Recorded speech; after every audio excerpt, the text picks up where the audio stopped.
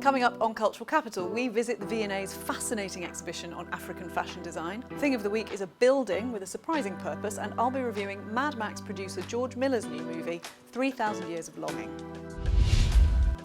I went to see this show finally last week, and I've been banging on about it ever since. From traditional dress worn as a protest against colonial rule to stunning innovations in contemporary suiting, Africa Fashion at the V&A is an inspiring celebration of the huge talent coming out of the continent. Take a look. Visitors to African Fashion can expect to be inspired, they can expect to be wrapped in the buzz of this 21st century scene. But they'll also experience the work of mid-20th century designers like Sade Thomas Farm and Kofi Ansah. They'll see fabrics like Adire, Kente, Bogolanfini.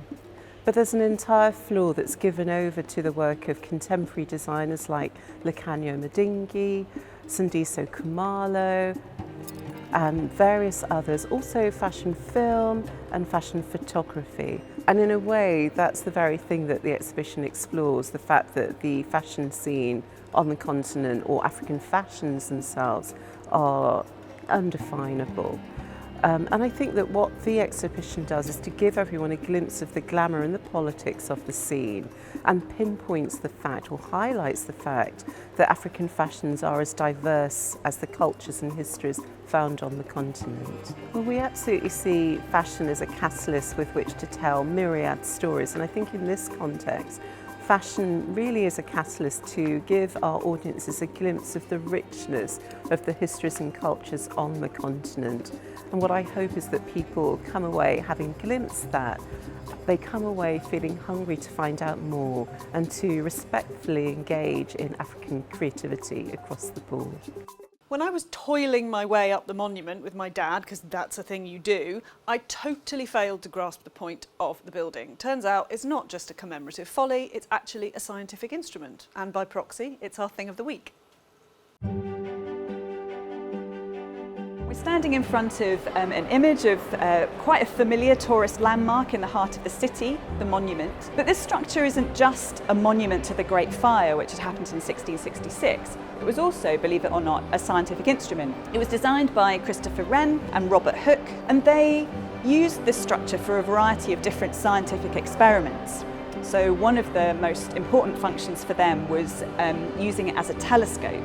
So Robert Hooke would lie in an observing chair at the base of the monument and look all the way up the monument's shaft to see the stars passing overhead, hoping to observe a phenomenon called stellar parallax, which would, he hoped, enable him to show that the Earth did indeed orbit around the Sun rather than the other way around.